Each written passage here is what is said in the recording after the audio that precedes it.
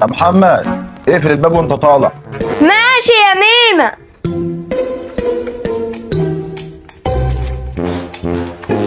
هو الواد ده ماله؟ بقول لك ايه يا مودي، ما تروح تجيب لي شويه ميه وملي الكوبايه علشان عطشان بالله عليك. عيني ليك يا ميمة.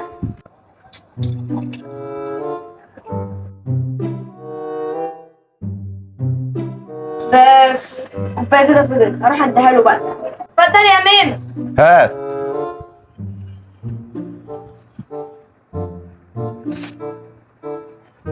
شكرا على الميه يا محمد.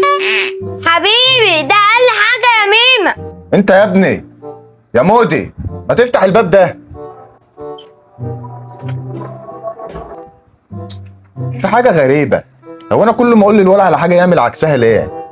ولا انا اللي غريب؟ يا حول الله يا رب، انا شكلي جننت ميمة.